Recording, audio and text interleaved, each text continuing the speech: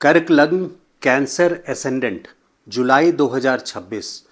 आर्थिक स्थिति जुलाई में कैसी रहेगी, यानी फाइनेंशियल पोर्टफोलियो कैसा रहेगा, आपके व्यवसाय में, बिजनेस में उतार चढ़ाव क्या आ सकता है, जॉब में क्या चेंजेस हैं, नए जॉब मिलने की संभावना है या नहीं है, स्टॉक मार्केट में आप लोगों के लिए क्या उतार चढ़ाव आएगा, स्वास्थ्य संबंधित सभी क्षेत्रों में चल के जुलाई के महीने में देखते हैं।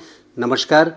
कैंसर एसेंडेंट यानी कर्क लग्न वालों के लिए जुलाई का महीना कैसा रहेगा?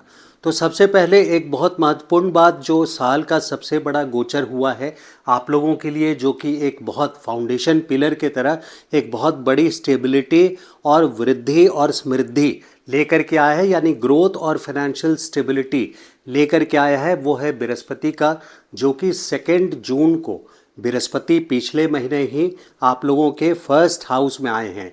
अब पहले घर की जो इम्पोर्टेंस है, वैसे तो मैं पिछले महीने इस टॉपिक को कवर कर चुका हूँ, फिर भी एक बार को दोबारा मैं इसको शेयर करना चाह रहा हूँ। यहाँ पे उसकी मजबूती, सशक्तता को समझाना चाह रहा हूँ कि बृहस्पति का फर्स्ट हाउस में गोचर अभी 5 महीने जून से लेकर के अक्टूबर तक, और फिर अगले महीने फरवरी से लेकर के जून तक, ये 10 महीने का टोटल फेज़ है जब बृहस्पति का पहले हाउस में गोचर, यानी आप लोगों को एक फाइनेंशियल स्टेबिलिटी, प्रॉस्पेरिटी की ओर लेकर के बृहस्पति जाएंगे। एग्जॉल्टेशन साइन में है, इस बात को याद रखिएगा कि उच्च राशि में बृहस्पति हैं, जो कि 12 सालों में एक बार जाते हैं। तो जो आप लोगों को बैकफुट पे रहना पड़ा, फाइनेंशियल क्रंच फेस करना पड़ा पिछले साल, यानी 18 मई से लेकर के इस साल मई तक, वो इस साल नहीं रहेगा। यहाँ सिचुएशन आप लोग रिकवर करते हुए, जुपिटर की ब्लेसिंग्स के साथ, उससे आगे बढ़ते हुए अपने करियर में, अपने लाइफ में, सिर्फ फाइनेंशियल और करियर के रिगार्डिंग नहीं, इसके अलावा भी ओवरऑल लाइफ में एक हैप्पीनेस इंडेक्स जिसको बोला जाता है, यानी बैलेंस लाइफ जिसे बोला जाता है, उस तरह से आप लोगों को बृहस्पति का आशीर्वाद मिलता रहेगा। फर्स्ट हाउस में बृहस्पति की एक बहुत बड़ी इम्पॉर्टेंस रहती है। ये आप लोगों के जो लोग मैरिड हैं उनके लिए भी, मैरिटल लाइफ के लिए ये बहुत अच्छा है, क्योंकि बृहस्पति की दृष्टि, 7वीं दृष्टि इस 10 महीने पड़ती रहेगी 7th हाउस पे। लेकिन वहाँ पे एक बदलाव भी है, जहाँ एक तरफ ब्लेसिंग्स है, वहाँ आप लोगों के स्पाउस के लिए, देखिए आपके लिए मैरिटल लाइफ के लिए ब्लेसिंग्स है, बृहस्पति की दृष्टि 7th हाउस पे पड़ रही है, तो स्पाउस के लिए भी ब्लेसिंग्स है। लेकिन शनि इसी महीने के 27 जुलाई से वक्री अवस्था में हो जाएंगे, यानी आपके नवम भाव से अष्टम भाव की ओर इनकी दिशा हो जाएगी, यानी डायरेक्शन जो है वो इस तरह। और ये मारक घर है, अष्टम घर जो है ये मारक घर है। तो जिस तरह से आप जिस तरफ जा रहे हैं, मंशा आपकी वो हो जाती है, यानी आपके जो मकसद हो जाता है, आपके दिमाग में जो चलता है वो ये रहता है कि जहाँ मैं जा रहा हूँ वहाँ क्या काम होगा और किस तरह का काम मुझे करना है। उसी तरह से शनि का जो, अभी शनि की जो मानसिकता है वो अष्टम भाव वाली बन जाती है। ये 27 जुलाई से लेकर के 11 दिसंबर तक का एक लंबा समय है, यानी बदलाव आपके पति या पत्नी यानी स्पाउस के लाइफ में 27 जुलाई से 11 दिसंबर तक देखने को मिलेगा। अब ये बात ज़रा गौर से समझिए, जहाँ एक तरफ बृहस्पति की ब्लेसिंग्स है, ग्रोथ, प्रॉस्पेरिटी की ओर आपके स्पाउस को भी ले जाएंगे, वहीं पे यानी पति पत्नी को ले जाएंगे, वहीं पे शनि यहाँ पे नेगेटिव इवेंट्स को भी ट्रिगर कर सकते हैं। 27 जुलाई से 11 दिसंबर तक अस्थिरता लेकर के आएंगे, और अस्थिरता के अलावा नेगेटिविटी यानी कुछ नेगेटिव इवेंट्स को भी साथ में ले करके आएंगे। हालांकि उससे पूरी तरह पूर्णतः क्षति जिसको बोलते हैं, कंप्लीट डैमेज, वो नहीं होने देंगे बृहस्पति। तो बृहस्पति का रोल यहाँ आकर के उस नेगेटिव पीरियड को कंट्रोल करने का होगा। लेकिन नेगेटिव इवेंट्स आपके स्पाउस के लिए, पति या पत्नी के लिए भी इसी महीने के 27 जुलाई से लेकर के 11 दिसंबर तक देखने को मिलेगा।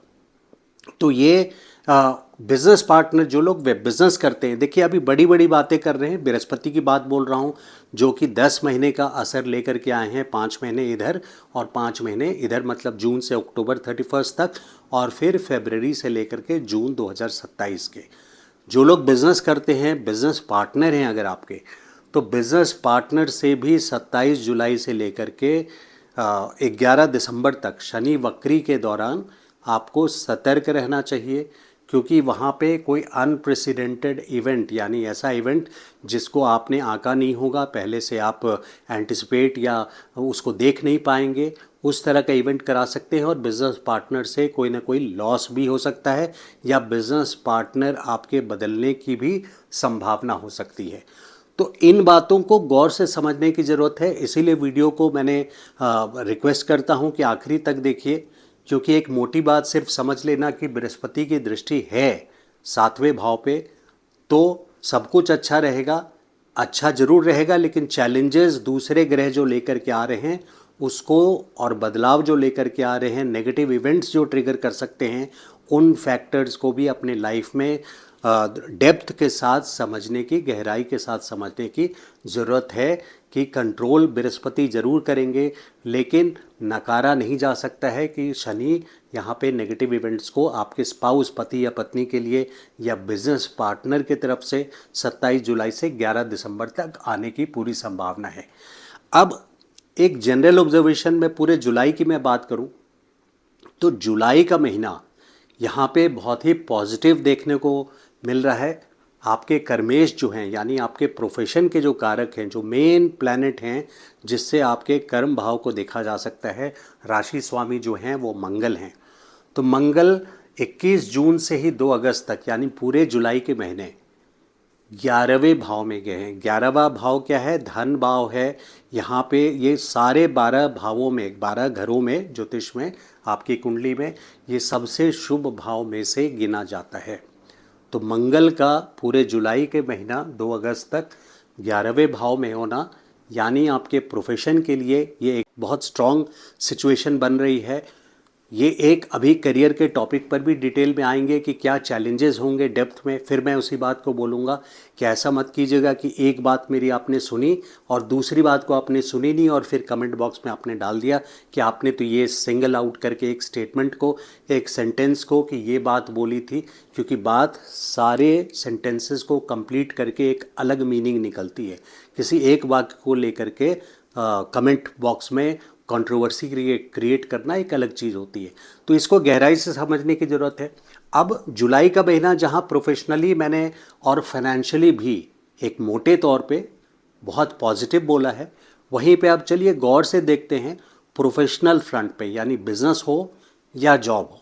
तो कर्क लग्न वालों के लिए, यानी कैंसर एसेंडेंट वालों के लिए, मंगल धन भाव में 21 जून से 2 अगस्त तक 11वें भाव में बहुत अच्छे रिजल्ट्स देंगे। आपकी जो मीटिंग्स हैं, इम्पॉर्टेंट मीटिंग्स, पब्लिक डीलिंग्स आप शेड्यूल कर सकते हैं।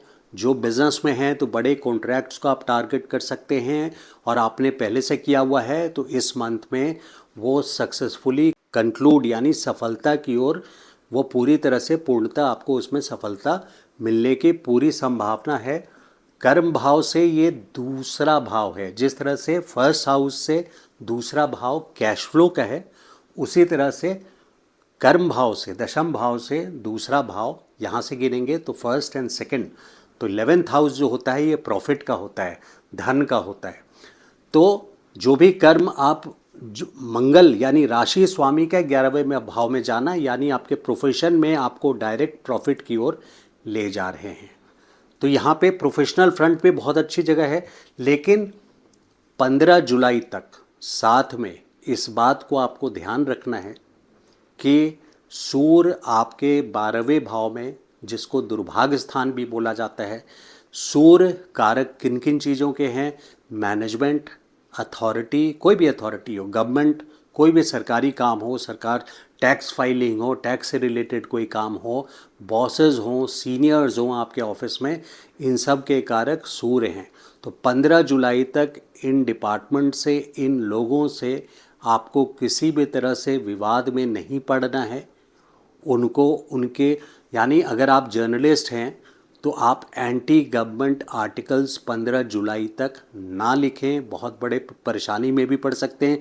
सूर्य जब भी आप कॉर्पोरेट लाइफ में हैं तो इसको आप मैच कर लीजिए कि सूर्य जब भी छठे, 8वें और 12वें भाव में जाते हैं, 6th, 8th एंड 12th में जाते हैं, जो कि इस महीने 15 जुलाई तक है। केयरफुल रहना है।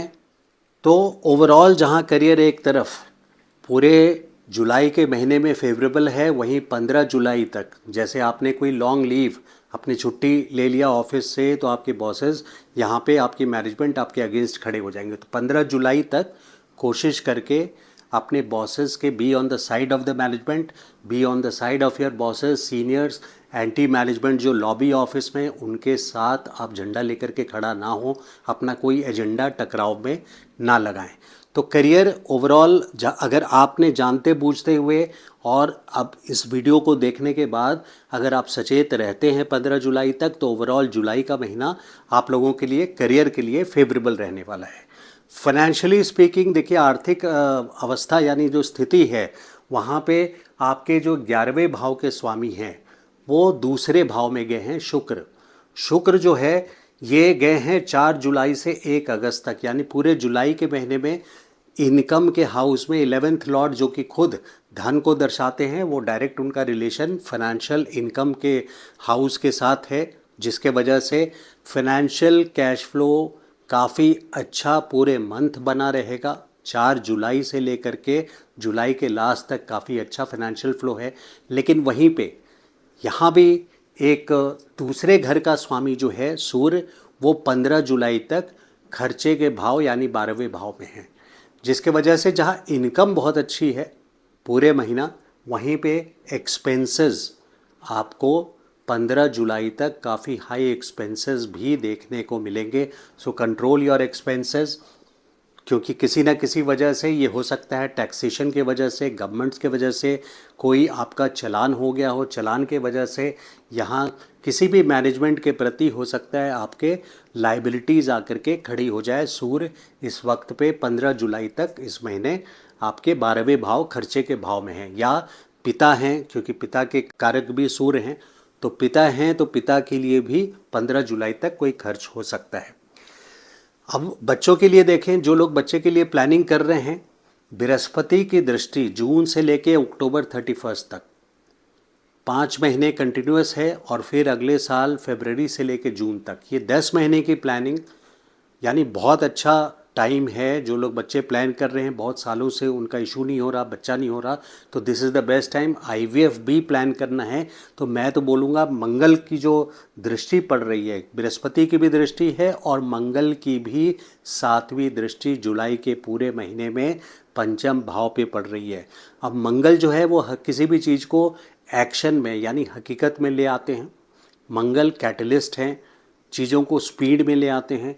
तो बृहस्पति की दृष्टि के साथ मंगल की दृष्टि पंचम भाव पे, जिसके वजह से IVF प्लानिंग के लिए जुलाई का मंथ स्पेशली बहुत पॉजिटिव है। इस मंथ आप प्लान कर सकते हैं। वैसे ओवरऑल स्पीकिंग ब्रॉड लेवल पे जून से 31 अक्टूबर तक, और फिर फरवरी से लेके जून तक 2027 के। अब देखिए, जिनके पहले जो बच्चे हैं उनके तरफ से भी आपको कोई अच्छा न्यूज़ मिलेगा, अचीवमेंट उनकी अच्छा होगी, चाहे वो स्टूडेंट हो या वो प्रोफेशनल लाइफ में हो। आपको आपके बच्चों के लाइफ में प्रोग्रेस होता हुआ नज़र आएगा, क्योंकि बृहस्पति की दृष्टि इन 5 महीने बनी हुई है पंचम भाव पे, और फिर फरवरी से जून तक भी पंचम भाव पे बनी रहेगी। तो उनके तरफ भी उनके लाइफ में प्रोग्रेस आपको नज़र आएगा।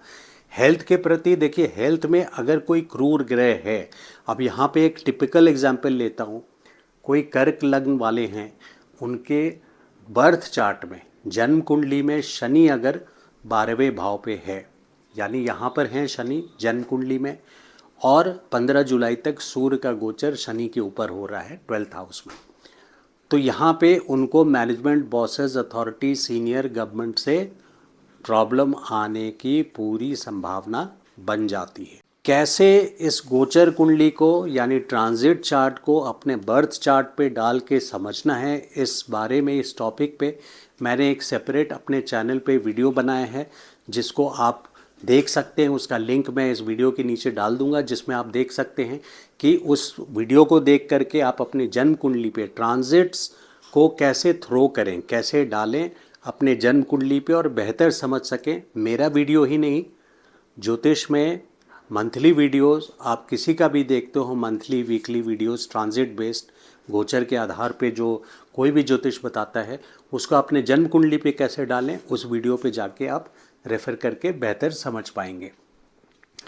अब स्टूडेंट्स के लिए देखिए, स्टूडेंट्स के लिए यहाँ पे यही 5 महीने मंगल की दृष्टि भी है। जुलाई के महीने तो एक्सेप्शनली अच्छा रहेगा, काफ़ी अच्छा रहेगा। कोई कॉम्पिटिटिव एग्ज़ाम्स है तो मंगल की दृष्टि भी है अपनी ही राशि पे, और बृहस्पति की भी दृष्टि है, तो परफॉर्मेंस उनकी अच्छी रहेगी। हालांकि यहाँ पे इस बात को ध्यान रखिएगा कि बुध आपके 12वें भाव में है और वक्री अवस्था में है, तो 7 जुलाई से 24 जुलाई तक विशेष करके अपने एक्सप्रेशंस, रिटन पावर को आप डबल क्रॉस करके चलें, क्योंकि जो आपकी कम्युनिकेशन है उसमें बाधा बनेंगे बुध। तो कम्युनिकेशन लेवल को, चाहे वो रिटन हो चाहे बोलना हो, वहाँ आप 24 जुलाई तक विशेष सतर्क रहिए, क्योंकि बुध वक्री अवस्था में है, कंबस्ट भी हैं, अस्त भी हैं और रेट्रो हैं। रेट्रो हैं तो अस्थिरता, यानी फाइनेंशियल फील्ड में अगर बोलूँ तो बजट रिलेटेड भी कोई गलतियां हो सकती है, बजट संबंधित भी, क्योंकि बुध वक्री हैं 24 जुलाई तक। तो वापस आते हैं स्टूडेंट के लिए। तो स्टूडेंट के लिए ओवरऑल स्पीकिंग जुलाई से अक्टूबर और फिर अगले साल फरवरी से लेके जून तक पॉजिटिव मंथ है। अब स्टॉक मार्केट से जो रिलेटेड हैं, जुलाई का महीना उनके लिए फेवरेबल है। पंचम भाव के स्वामी 11वें भाव में हैं, अपनी राशि को देख रहे हैं, बृहस्पति की भी दृष्टि है। इन सब वजहों से स्टॉक मार्केट से भी कुछ अच्छे गेन्स आप ले सकते हैं यहाँ पे। हालांकि बहुत बड़ा जोखिम इस साल आप स्टॉक मार्केट से रिलेटेड ना लें, और स्टॉक मार्केट ही क्यों, किसी भी फाइनेंशियल मैटर में कोई बहुत बड़ा, यानी अपने कैपेसिटी से आगे जा कर के रिस्क आप लेने की कोशिश ना करें, क्योंकि केतु जो है ये पूरे साल आपके 5 दिसंबर 26 तक सेकंड हाउस ऑफ इनकम जिसको बोला जाता है, फाइनेंशियल पोर्टफोलियो का जो कारक है, वहाँ पे केतु का गोचर हो रहा है। तो कोई ना कोई पीड़ा, सेटबैक देने के पूरी यहाँ कैपेबिलिटी केतु की है। इसलिए जहाँ एक तरफ अच्छा है, अच्छा वर्ड की लिमिटेशन को भी समझना बहुत ज़रूरी है कि अच्छा मेरे बोलने में और आपके सोचने में जो फ़र्क रह जाए, उसको गैप को फुलफिल करने की कोशिश मैं कर रहा हूँ यहाँ पे। तो स्टॉक मार्केट में अच्छा है, बेस्ट मैंने ज़रूर लिखा है, लेकिन जुलाई बेस्ट टाइम है डिसीजंस लेने का। बट उसकी लिमिटेशन ये है कि आप बियॉन्ड कैपेसिटी रिस्क ना लें, लिमिटेड एरिया में ही रिस्क लें। जो लोग लव रिलेशंस में हैं, क्योंकि बृहस्पति की दृष्टि है, मंगल की भी दृष्टि है, वहाँ पे जो ट्रू रिलेशंस हैं वही चलेंगे। बृहस्पति राहु की तरह या शुक्र की तरह एकलौता रोमांस में बिलीव नहीं करता है। अब जुपिटर जो है ये नॉलेज रखता है, यानी इनकी अपनी नीति होती है, अपना सिद्धांत होता है। जो रिलेशंस सच्चे रिलेशंस होंगे वही फ्लरिश करेंगे, वही टिकेंगे, और आगे चल के उनके लिए जुलाई का महीने की बात करूं तो अच्छा रहेगा। अब सिबलिंग्स के लिए मैंने खास करके लिखा है, क्योंकि सिबलिंग्स यानी आपके भाई बहन, कोई भी एग्रीमेंट साइन करना हो सिबलिंग्स के साथ, यानी भाई बहनों के साथ या पड़ोसी के साथ, आपको विशेष करके 24 जुलाई तक केयर रखना है, क्योंकि तृतीय भाव के स्वामी बुध वक्री अवस्था में 24 जुलाई तक हैं। 24 जुलाई के बाद भी सचेत रहना है, केयरफुल रहना है, क्योंकि बुध जो है ये पूरे महीना ही लगभग 5 अगस्त तक मिथुन राशि में है, 7 जुलाई से 5 अगस्त तक। लेकिन 24 जुलाई तक वक्री में है, तो अस्थिरता ज़्यादा दिख रही है। तो जुलाई के मंथ में ओवरऑल 7 जुलाई ऑनवर्ड्स आपको अपने कैसे कम्युनिकेशन कर रहे हैं पड़ोसियों के साथ, कैसी बातचीत कर रहे हैं अपने भाई बहनों के साथ, उसको संभल करके, बजटिंग में विशेष करके आपको संभल करके रहना है, क्योंकि बजट आपके गलत जा सकते हैं। अब देखिए रेमेडीज़ में सबसे इम्पॉर्टेंट है कि जो मैंने प्रोफेशन के लिए बोला, बुध यहाँ पे 12वें भाव में हैं पूरे जुलाई, 7 जुलाई से ऑनवर्ड्स 15 जुलाई तक सूर्य भी हैं। तो रेमेडी में सबसे पहला मैं बोलूँगा कि किसी लीव पर ना जाएं, काम के प्रति एक discipline, bosses, senior management authority के प्रति निष्ठा, यानी आपको कुछ उनके अगेंस्ट भी रिप्रेजेंट करना है या बोलना है, तो वो मोस्ट वेलकम होता है मैनेजमेंट से, लेकिन 15 जुलाई तक उसको ना करें। तो रेमेडी में सबसे पहले अपने आप को बदलना या अपने टाइम के साथ मैच करके समय के साथ अगर चीज़ों को रखी जाए तो वो सबसे बड़ी रेमेडी होती है। इस बात को ध्यान रखें। केतु की रेमेडी ज़रूर होनी चाहिए, क्योंकि पूरे साल ही केतु दूसरे भाव में है। स्ट्रीट डॉग्स को फीड कराना, स्ट्रीट डॉग्स को मेडिकल एड देना, किसी को इंजरी है, चोट लगी है तो आप डॉक्टर वेट डॉक्टर के पास ले जा सकते हैं। इस तरह का आप नियमित तौर पे करें। मंदिर का जो झंडा होता है केतु का कारक होता है, मंदिर के लिए झंडा आप डोनेट कर सकते हैं। कोशिश करके साल में 3 से 5 झंडा मंदिरों में ज़रूर डोनेट करें। तो ये है ओवरऑल जुलाई महीने का कर्क लग्न का विश्लेषण। अगर मेरा वीडियो अच्छा लगा हो तो लाइक एंड शेयर कीजिएगा, और चैनल को सब्सक्राइब नहीं किया है तो request you to please subscribe to the channel. Thank you so much. नमस्ते।